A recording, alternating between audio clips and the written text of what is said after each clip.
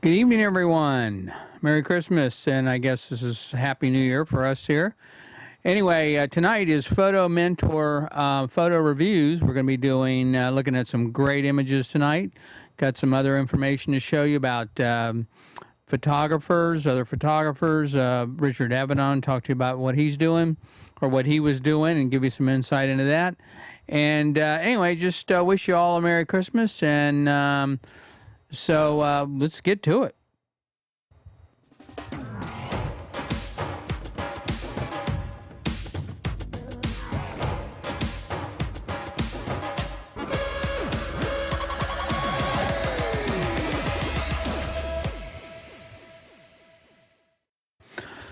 Well, good evening, everyone. How you doing? My name is Lee Love, and I am your host this evening for Photo Mentor TV. Tonight, we do this the first Tuesday of every month, the photo reviews. You submit your photos, take a look at them, and we'll give you some insight as to how to be more creative. If it's your first time here, thanks very much for joining us.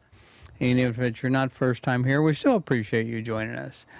Anyway, this is some new digs for us here tonight. We're in Studio B, as I call it. Been working on this a while, and hopefully we've got everything working right. I don't know. We'll see. Could be a disaster, but then, of course, every show is kind of like that. You never know what's going to happen. So anyway, again, I wanted to mention a couple things to you before we get into it. We've got some really great images, though. I think you guys are going to really enjoy. But anyway, this studio, as I was mentioning, is a little different. It's going to be set up for doing some training and stuff we're doing at Photo Mentor Academy. And so anyway, appreciate it if you'd check that out. If you, again, are first time here and you're not a member, we'd really appreciate it if you would subscribe to the YouTube channel. It's youtube.com/@photomentor. And ring that bell. It'd be really nice to have you as a member. We would appreciate it. Let's see. One other thing I want to mention to you tonight is if you haven't, if you're not familiar with our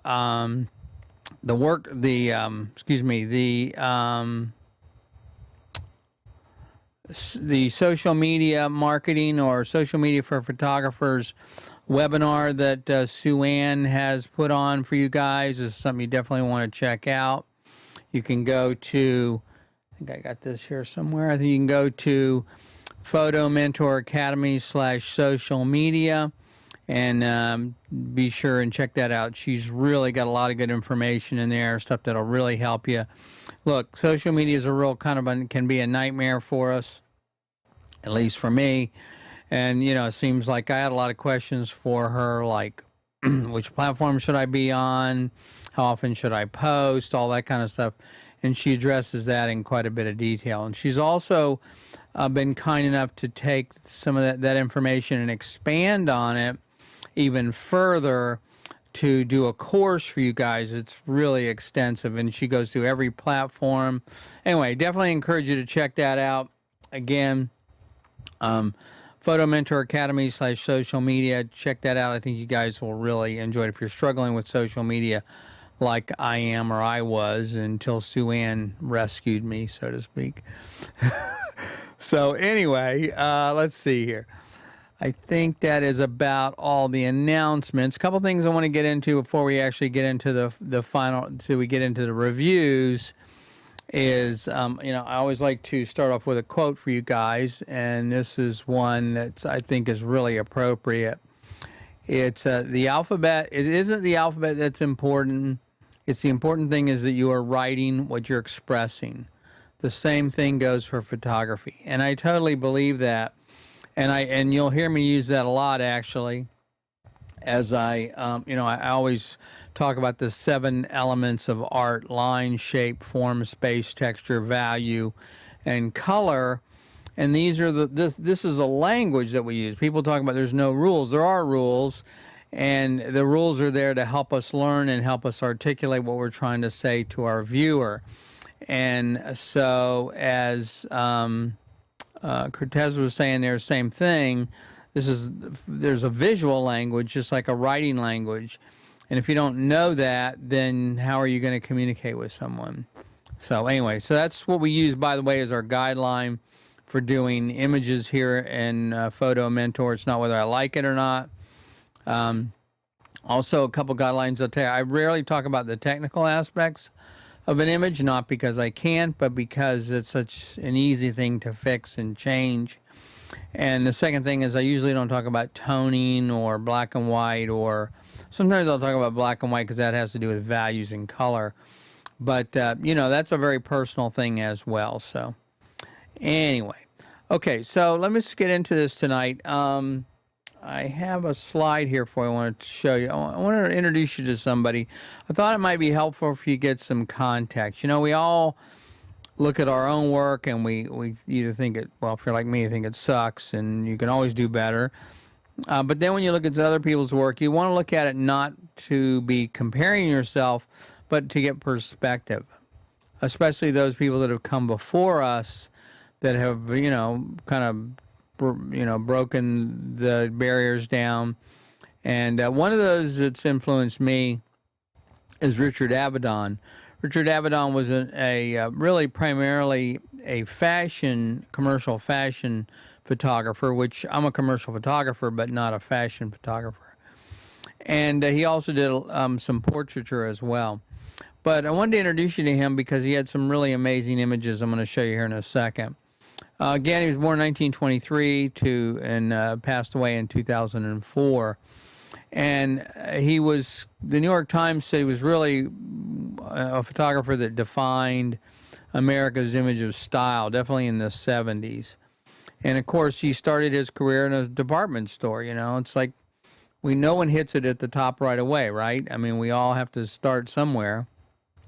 And in the I think he started in a department store and doing advertising for them in 1944, if I'm not mistaken.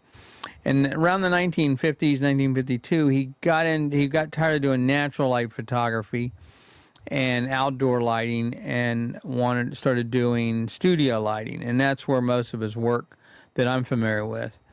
He joined Vogue. If you're not familiar with Vogue, Harper's Bazaar, and those kind of magazines were really trendsetters for fashion. And as a photographer, what you would typically do is you would pull those magazines up, look at them, do tear sheets, what we call tear sheets, tear those out, and kind of evaluate them. Now, what I recommend people do is you can do the same thing on Pinterest, grab a photo, put it in a board for you, and kind of collect those images that influence you and you're interested in, and then analyze the lighting or what they're done there to help get a better understanding of what this photographer's all about and the style of their work.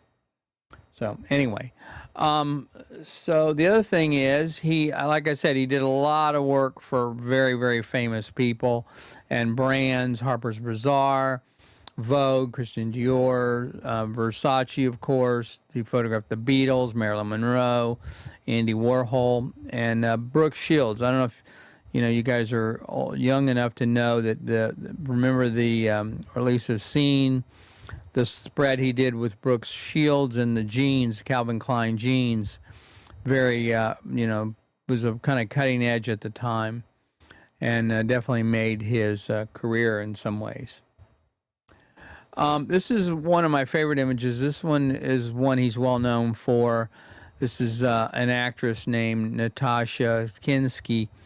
And the idea behind this one, I believe, was he was really trying to do more of an Adam and Eve kind of a thing.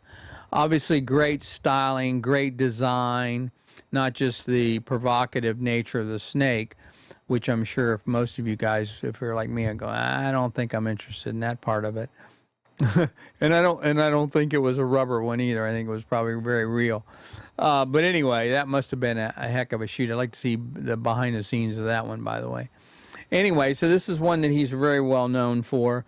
This is one I really, really like. He did a number of these with this woman in this evening dress by Christian Dior, then the black dress, and then these elephants. And the cool thing about that, I think, what's attracting me about this image is that the juxtaposition. I like that kind of work myself in the stuff that I create. I love the idea of the big, giant elephants and everything, and then the kind of the fashion.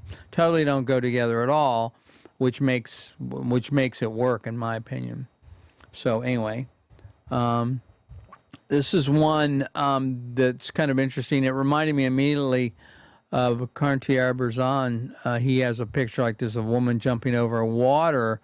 But what's interesting is he actually mentions that he paid homage to another photographer here that was done. I think the photographer on the left, Martin Munkaski, I think his name is. I'll probably slaughter that. I think that was done in the 40s, if I'm not mistaken. But anyway, pretty cool photo. I really shows some interesting, and it's marketing the coat, of course.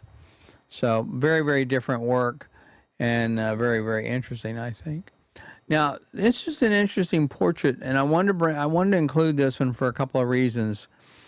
We're all nowadays we've gotten so into the gear and the sharpness and the focusing points and all this stuff, and yet here you have a really well-known photographer, top of his game, and I think if you were to post this picture right here on Facebook, you'd get slaughtered by people. They would just tell you how awful it is, and it's check your focus and read the manual and all that kind of stuff. And yet, he's got a couple of them. I only have this, the only one I have in here that's like this, but he did one of Twiggy, who was a model back in the 60s and 70s. Anyway, so I think it's kind of interesting that the picture is actually blurry. And I'm sure he did it on purpose, of course. And but now, so we're a little too critical sometimes of our own work. And this is an example of one that I think, again, if you were to post this today, you get slammed for it. But yet, here you got somebody that's really, really well known, top of their game, and it looks out of focus and blurry, which is a good reason not to be too critical of your work if it says something. Now, this Malcolm X was a civil rights leader at the time, of course, and so that may have contributed to the message, actually. So anyway, now this is one I really like as well. This one is by a guy named, or it's same photographer, of course, but the subject is Ronald Fisher. He's a beekeeper. And what I love about it, number one, it's kind of a little freaky looking. Guy's kind of interesting looking. But, it tells a story. That's what I love about it. It's not the photography per se. It's not the lighting. There's nothing dramatic about it. Nothing special about it, but it's obvious this guy is into bees, literally. And so, I think that's what appeals to me about the image. And so, anyway, just it's all about the storytelling, as I keep telling you, as I keep mentioning you guys. Now, here's another one I want to talk about. This is John Lennon, obviously, from the Beatles. But what's interesting about this, and he did a lot of famous people, of course, but what's interesting to me about this photo is it's rather ordinary. There's not much to it. It's pretty basic. In fact, you could say it's a little blown out on the highlights. Now, it's hard to tell on the web. You'd have to see the print to know for sure. But if you didn't know who this person was, if his name was Jim Lennon, okay, and he was not in a band, you go, okay, wow, okay, yeah, I got it. And so I think that's the point, that sometimes, these images they're interesting. You can analyze them for lighting, kind of a little drastic, I wouldn't even call it Rembrandt lighting, it's even more than that. But he shows both eyes, that's good, that's something you want to do, and you got highlights in the eyes, of course. But the point is, other than that, it's not really that special. And so, it's sometimes just the subject makes a difference. Anyway, that's just my opinion on that one. And this last one here is one of my favorites. This is obviously a ad for a pair of shoes. And I just love the background. For those of you that follow me or talk to me about your work, I'll often talk about this. And that is, one of the things I'll tell you is background, background, background. When I'm doing a magazine article, an assignment, one of the things I look for first is a background, not lighting, background. And the reason is I'm trying to tell a story. And I need that background to reinforce the story. The background can either ruin the story or it can tell the story. And so by just moving 6 inches one way or the other, look at this photo right here. If he'd have moved one way or the other, then it could have ruined it, right? It could have been in the middle of the Eiffel Tower, or there couldn't have been people in there, whatever. But it's the background is really just as important in many ways as the foreground. So don't forget about that. Always look at that background. When the technique I tell you to do is that hold that camera up and look in all four corners of the frame before you push that button. And make sure there's not something there you want to eliminate or something that you want to include. Because just moving just a hair can make a big difference. So anyway, I just want to I just want to introduce you a little bit to Richard Avedon. If you haven't looked at his work, I'd encourage you to try, to look some research on some of his stuff and just see what kind of stuff he's done. Again, it's not whether you like it or not. It's not whether it's your style or not. It's just to educate you on what's come before you and what people have done before you, and it might give you some help there. Okay, let's see here. I think we're ready to start on the first image. Let's see if I've got this set up right here. Okay, so the first image is a pretty interesting. Let me get my notes out here so I can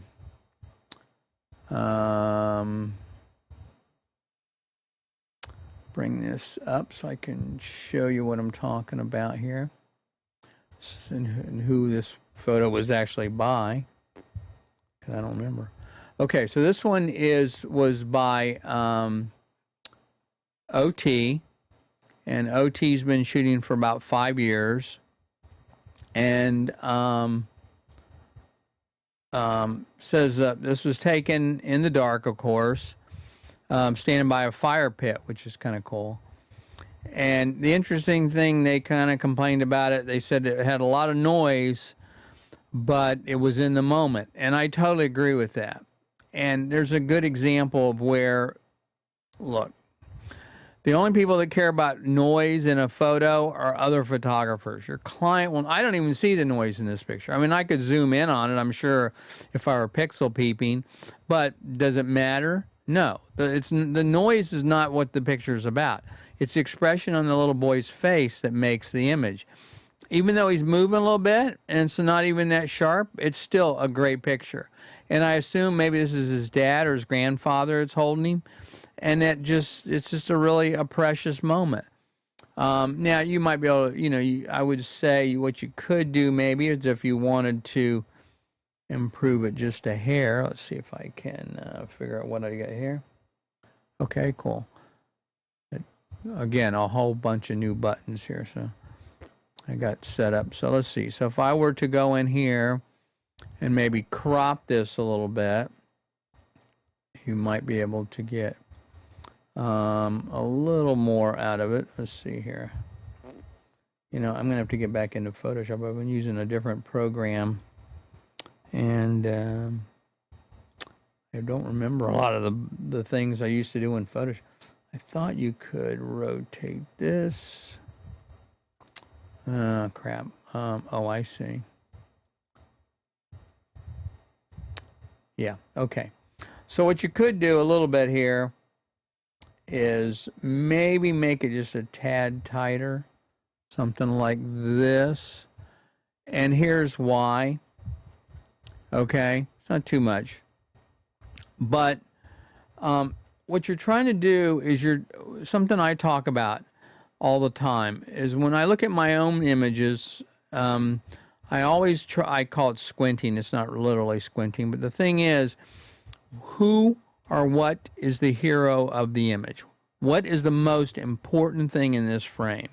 And that's what you want to look at, right? So you want to decide what is the most important thing. Where do you want people to look? And based on that is how you would then frame your image, post-process it, crop it, whatever, because that's where you want people to look. And again, it's the same thing kind of here. If it's a little tighter, not too much, but if you wanted to make it even a little better, you could even go here or something like this even. It's a little too tight, I think. I think you lose a little. I like it a little looser. But you get the idea. So the point is that by doing that, you can tell, you can draw the viewer to where you want them to look. And that's really what it's all about. Okay? So if you want them to look, and I see this a lot, by the way, and I don't know if we have maybe some images tonight that are, but a lot of people I notice will shoot too loose. They'll leave a ton of headroom at the top of the frame. And I don't know why. There's all this empty space. It doesn't serve anything. All it does is draw your eye away from this subject. So that's something to look for. But anyway, so OT, good one on this one. And forget the noise. It works great. You don't need to worry about the noise. It's not a problem. Nobody cares about the... Look, in the 30-plus years I've been shooting commercial photography and photojournalism, I've never had anybody complain about the noise in an image. Never. Because, number one, the picture either works or it doesn't work. And number two, there are ways you can manipulate and work with noise if you have to. So if you have to turn the ISO up on the image to get the photo, then do it. And the reason is you can fix a noisy picture. There's a lot of software and things you can do, but you cannot fix a blurry picture. So, all right. Let's see here. The next one is... this is also, I believe, yeah, this is also a photo from OT. Sent me a couple of these, and nice one. And by the way, the one on the last one said the thing I wanted to mention this here because I like said that because I always like to know what motivates you to take a picture because that tells me a lot about it. But what motivated them was a thought that they're preserving during the tree, a moment worth preserving during the tree lighting festival. And oh, it is his grandson, and his first one, and a special moment with his grandfather. The light from the fire pit was very orange and yellow, so I decided to switch to black and white. It works in black and white, really does. And I don't know that it's a little too dark. I think it's fine. Only I would say, I think maybe if I were to be a little bit picky, is maybe this over here in the this light over here in the background that kind of that could be a little bit of this right here over by to the left. You might be able to take that out. Other than that, you're doing good, so don't worry about it. Okay. So thanks for sharing that, by the way. Now in this one, they said they just loved eagles, and eagles had a sacred place in their heart, and I think it's kind of cool. I think we can all relate to that in some way. As far as eagles, they're just a really amazing creature. Now on this one, you could, again, let's look at what's going on here. Same kind of thing, right? What's the most important thing of the frame? The eagle. Where do you want them to look? At the eagle. So this would be something that I would say I would definitely crop it this way. Also, it's not, it's kind of become popular, I think, a lot of times nowadays. It still bothers me. Maybe it's because I'm just a traditionalist in some of my photography, but I don't like people or animals or whatever looking into the frame. What that means is if this frame was like this, which some people will do, it bothers me. It just looks crowded. It gives an impression of being crowded. So what I would say is you probably would want to frame this a little bit this way. You can maybe bring it up just a little bit. You don't have to be too much. A little bit of the headroom maybe. But again, when you do that, now guess what? You go right to the eagle. So all this other stuff over here to the left is not necessary. In fact, it draws your eye away. Also, you could say that if you want to look at rule of thirds, let's see if I can get this on here. Yeah, rule of thirds, you can see that also the eagle's a little more over on the left side right there. Again, which draws the eye. It's kind of just it's not a rule, but it is a guideline. But you can see that by putting the eagle on that one and that point right there that meets, it does tend to make it a stronger image. So something to think about. A good, nice image though. You could probably, I don't think you do a lot of processing. I'd probably try and bring up a little of the background. Maybe make it a little bluer, bring some of the blues out in that if you can. But again, not necessary. Okay. So this next one is impressive. I like this image a lot, and I don't know why. I don't usually like to comment on whether I like it or not because I'm not trying to, that's not about, but I think it's because it works. So this one was submitted by S.A., and S.A.'s only been shooting about a year, a little less than a year, I believe. So this is pretty good. And it says the image was not cropped either. It was right of the camera. They love the colors, of course. A couple of days later, I went to take the picture again. The entire tree was totally with no leaves at all, which is pretty common. I mean, the point is that, when you see an image, you got to take it because even if you use your phone, because when you go back, everything's going to be different. It's never going to be the same picture. Anyway, so they shot this angle with the color of the trees in front of them, and I think it came out really nice. It looks very, very good. Again, if you look at it, what works about it here is the rule of thirds also helps. It makes it a little stronger. See, because it's right here on this part, your eye's drawn to that right there. If it was in the center, it wouldn't be as interesting. I like it. I think it did a good job on this one. Thank you. And I'm not a big it takes a lot of really nice landscape to get me impressed, because I guess I've seen so much and work with so many of my friends that are professional landscape photographers. But this one did a good job on this one. So, and also the other thing you did on this one, by the way, I might mention, SA, is the horizon. You did a good job. See, the horizon is in that same 1/3 part. Okay. So a lot of people will put the horizon in the wrong place.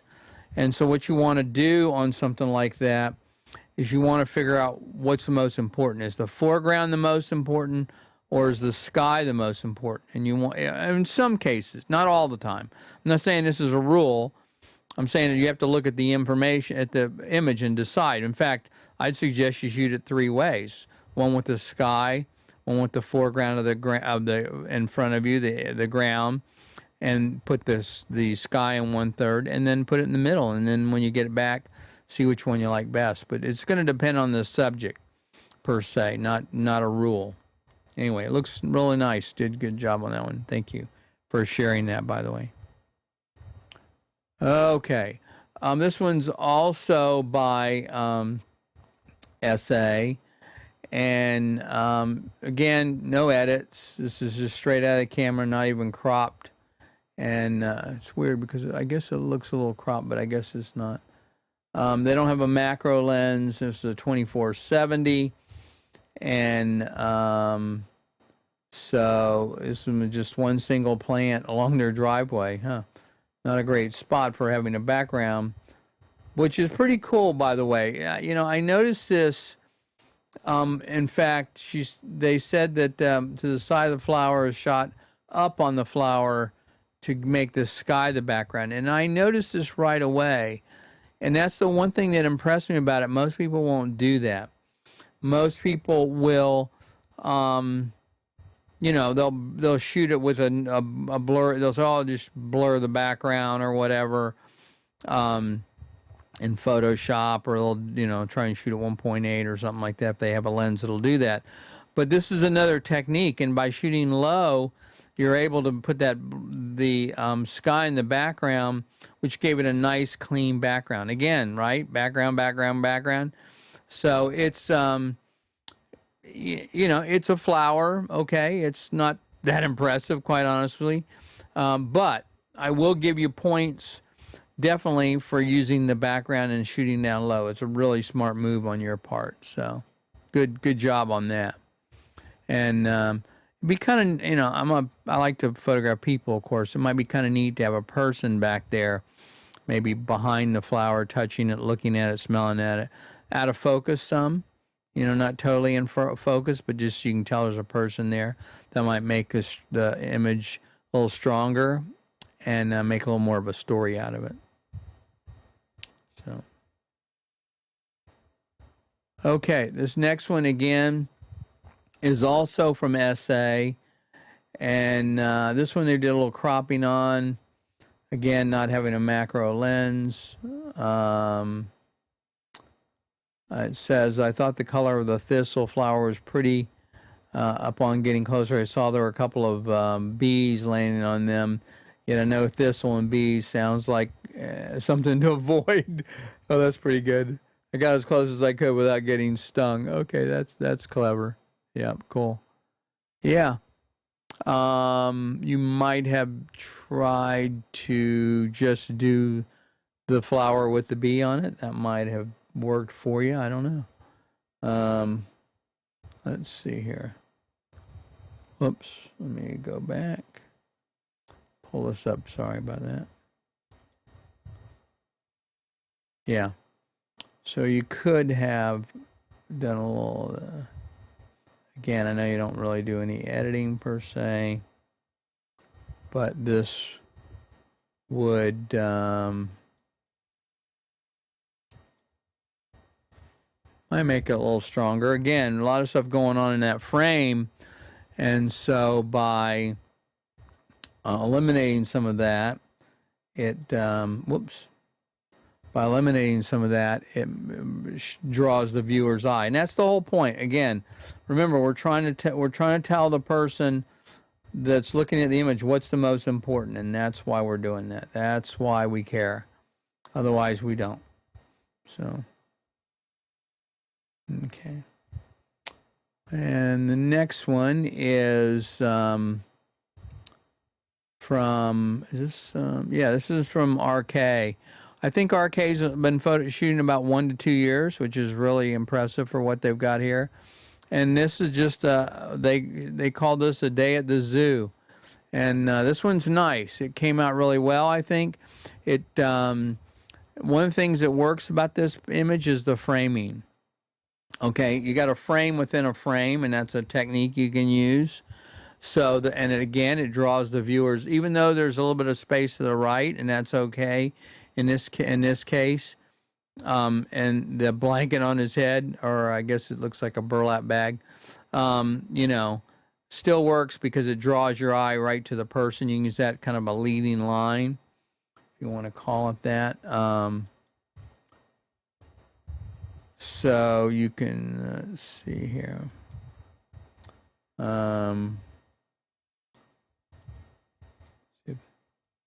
Yep. So you have a leading line here. You have a leading line here. And this is the frame I'm talking about. Okay. Kind of frames the picture for you.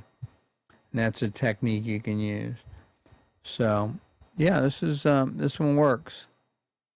You know, I'm sure you have some others that maybe you like better, or maybe you don't. I don't know. But I think this one also works in black and white. You could, again, I know I'm really big on cropping, you guys, if you haven't noticed this. You might be able to actually come down, let's see, just a hair. You could eliminate a little of this over here, but then you lose your frame that I think draws the viewer in. But again, this one's kind of, I don't really know if it's up, yeah. And that works. So, but I do think it works in black and white as well. And that's the thing about black and white, what's interesting. Most people don't realize that black and white is a very graphic, it has to be a very graphical photo.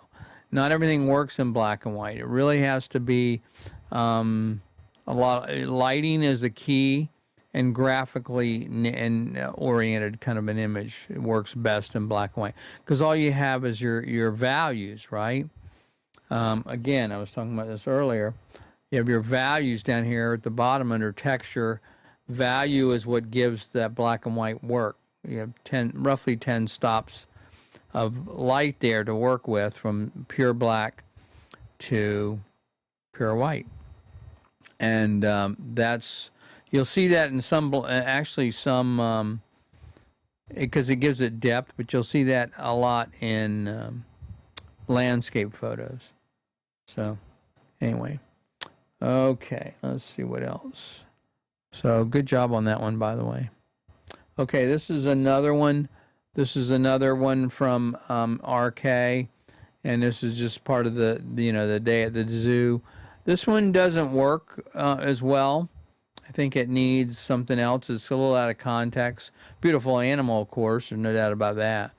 But it's, although unless you're doing maybe Instagram, it might work on Instagram. But he sees something, that's for sure. Be curious to see what he sees there, what's going on after that. But this one could use a little help, I think. And this one is very impressive. I saw the ones you did on this one before that you posted. They posted a color version of this that was shot a little wider, and then they posted this one, and this one definitely is the way to go. Definitely works. Again, we're talking about values. It works best as black and white. Also, the values, meaning the black on the far right. So our eye is naturally, and our brain is naturally attracted to the light part of a frame. And that's why when you have a frame with all this white space in the background above their head, that draws your eye. But this here, the black does not, of course. So by having that light part, the light coming from the left, And the dark part on the right draws you right to the eye of the elephant. The texture, of course. I mean, this one really does hit a lot of these right here. You could say it definitely does the shape, definitely does the space, the texture, and the value hits all of these. So, nice job on this one, RK. Good one. And interesting. So, okay. Okay, this is another one here. This one was submitted. Let's see. This is a goat rescue operation. I guess they did. The goats are rescues of this year that they did this year, and they were. I guess they were first going to be sacrificed or scared or reserved. I don't know. So they had this little party. The goats are amazing, they said, and they didn't have a picture taken with this goat, so they set this thing up on some heavy equipment, dressed the goat up, which I think is kind of cool. It's a shame the goat wasn't in the middle. That'd have been kind of interesting, but never thought of that. Goats for Christmas. What can you say? Anyway, cool. This one is very, very nice. This is a nice image here for a couple of reasons. This one, let me see here. So there's a couple of things going on with this photo. Let me tell you about them. The first thing is this person that submitted this photo did not want to submit any photos, and they're like, "Hey, I'm not a professional," and let me explain something to you guys. I do this to help you. I do this to give you input on your work. You can take it or leave it, but this is not a contest. There's no winning here. You're not going to win anything, and it's not about whether this is something that you look at for the reason I do it anonymously is I don't want to compare. I want you to look at this and get what you can out of it, and hopefully it will help you. So, number one, it's not a contest. Number two, it's intended to help just you. And each of us are on a different place on that walk, on that path. So depending on where you are, it's going to depend on your own work. And I've seen so many of you that I'm so blessed to know and seen your progress over the last year. It's just been amazing. And so don't look at it that way. Please, please, please. Submit your work. Doesn't matter if it's good or bad. And the reason is you think it's good or bad, but here's the point I want to make. You never know how someone looking at your work will be inspired in two ways. They can go, wow, they did this, or looks good. I can do this. I have some images that look that good. Or they may go, wow, they've only been shooting a year. This is amazing. I got to really do more, or I want to do more. So please don't look at it that way. This is something that is something that's just for you, and it's not again. You're not comparing it to anybody else. So please don't be afraid to submit your work. It's important. Okay. So the cool thing about this photo, though, is number one. Let me see here. It says they were cleaning out a flower pot of dead flowers, and they threw it on the ground. When I threw it on the ground, as I was cutting them, I looked over to find the flower had water in them, and it splashed out red. And the cool thing about this is they did this with an iPhone or a phone. So it just goes to show you it does not matter what your camera is. I think it's just a phenomenal image. I think it looks really great. And for a couple of reasons. Number one, the colors work. Okay, again, right? If we go back to this again, it's definitely the color, definitely the shape and the lines and even the texture. So the texture of the material that it's on, okay? The flowers, the texture of the flower, the shape of the flower. It's just a phenomenon, and again, just something that you looked down, you saw it, and you took a picture with your phone, and that's what I keep really. I know you guys are probably tired of hearing me harp on this, but it's all about learning to see.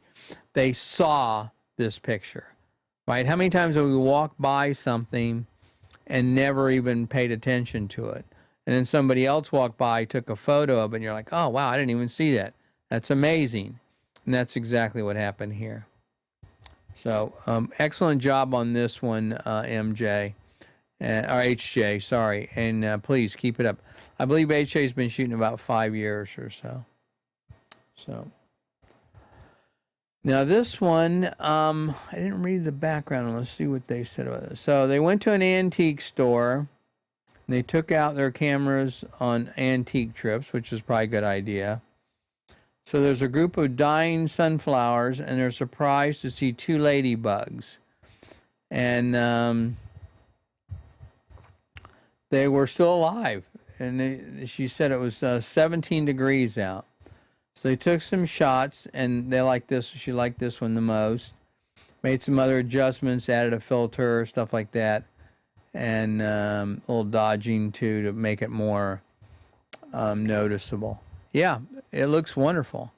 I like the concept of. Now here's a good example, right? Where's your eye go? Right? Let me pull this one up here. I think this is this one. Nope.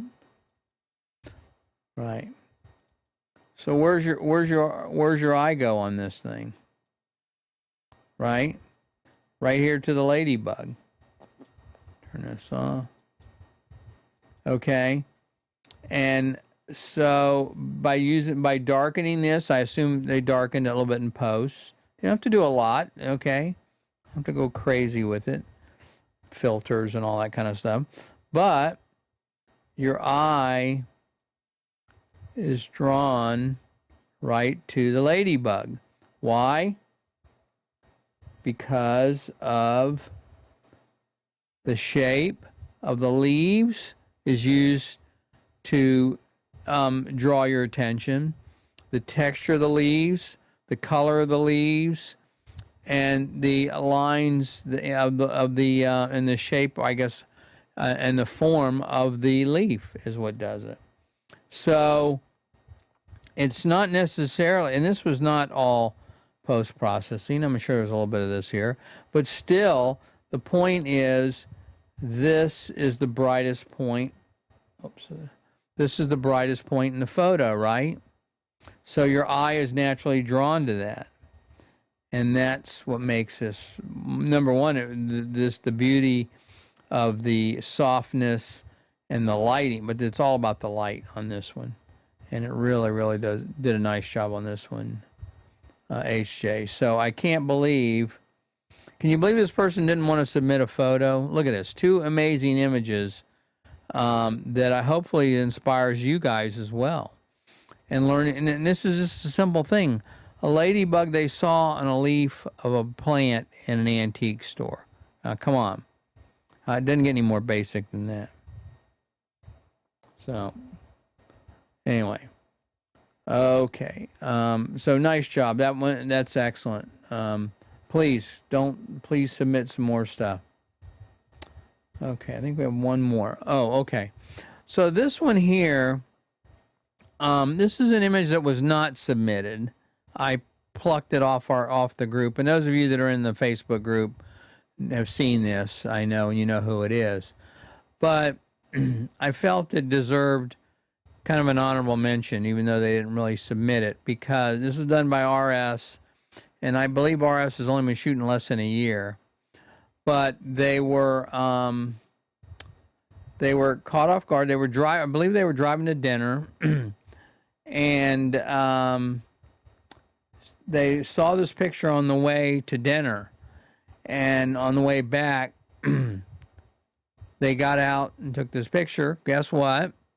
Excuse me, with a phone. Okay, hard to believe, but the image definitely works. It works on a bunch of levels. It works both in color, right? It works on form, it works on lines, and it works on values. The storm in the background, the neutral coloring, the lack of color in the background really makes it work. The red is so intense, and then also the red from the looks like maybe car lights or something, and then also the red from the sign. The guardrail is a line; it draws your attention to the sign. The texture on the sign, the rust on the sign. It's just a phenomenal picture. I wish I'd have taken it. So it just has a lot of character to it. So it definitely works. RS, definitely keep it up. This is great. I love that you're just starting out. I love that this was done with a phone, and you saw it. That's again the key, right? You saw this image in your head when you drove to dinner. My guess you probably couldn't stop thinking about it. You came back and you had to come back and take it. And but learning to see is the key. We walk around and almost oblivious, right? Looking at our phone or whatever it is we're doing, and we don't look up and we don't see. But that's the only way you're going to come up with images like this, is by being what I call an active looker. You're really analyzing, you're always examining, you're always looking around, you're always trying to find images. Whether you have a camera or not, you don't need a camera. You should be taking pictures with your mind and just looking at them and saying, wow, look at the light on that. I could probably reproduce that. Or what if I do that? Look how that looks. So it's not necessarily about capturing, but it is about seeing. Anyway, nice job on this one again, and I appreciate you, letting me borrow it to show off to the group. Let's see here. What else? I think that's it as far as images, unfortunately. Thought it was something else I was going to tell you guys about. I forgot what it was now. Let me look here and look at my notes. Well, I guess not. So, okay, a couple things. Again, if you're just joining us, my name is Lee Love, and I'm a commercial photographer and head mentor here at Photo Mentor Academy. And if you're not a subscriber, please consider subscribing to our YouTube channel. And, we do this every once a month. We're also, I'm going to be updating our site more often, our videos. By the way, I'm probably going to be doing at least something once a week now. I've got some things I'm going to be educating you guys on that you've been asking for, and I think I'm way overdue on. Also, I should mention to you again, if you have not taken a look at Sue Ann's webinar, I encourage you to do that. It's social media for photographers. And I know social media is daunting, but this is really, really something you should look into. I think you'd find it very, very helpful. And it's free. I mean, so no big deal there. Certainly, and if you want to get more information on what she's showing, there is a course as well. It dives a lot deeper into it. So, I guess, let me think here. I think that's it. Wow. Kind of went by here. Oh, that's pretty good. About right. One thing I wanted to say here in closing tonight was, I probably don't say this enough, but thank you very much. Thank you, all of you. I've made some really good friends over the last couple of years who've been doing this, and you guys mean the world to me. I can't tell you how much it means to me that you ask me questions. I'm able to help you, and to see your progress. It's why I do this. I don't need to do this for myself. It's not about me. It's about you. And I met some just amazing photographers, and I just believe in you guys. And so anyway, thank you very, very much for both the friendship and also for reaching out and being a part of Photo Mentor. And we got a lot of cool things going on this next year. I think you guys are going to really like. I'm definitely amping it up. I'll be doing some coaching calls. Going to be doing more videos on some educational items. And then, of course, the biggest thing is we're going to be launching Photo Mentor Academy, which will be it's not really a course, it's really more of a whole program. That methodology that I talked about called the STEPS program, which is seeing, telling, exposing, processing. We're doing a lot more work on and showing you guys some stuff on. Look, I ask you a lot of questions. What's the things you struggle with? And you guys are great at telling me. And so I'm going to address every single one of those here starting after the first of the year. So anyway, thank you very much if you celebrate Christmas, even if you don't. I wish you a very, very Merry Christmas and a Happy New Year. And I hope that, 2023, can you believe that? 2023 is still the best to come. So anyway, thanks again, and keep shooting, please.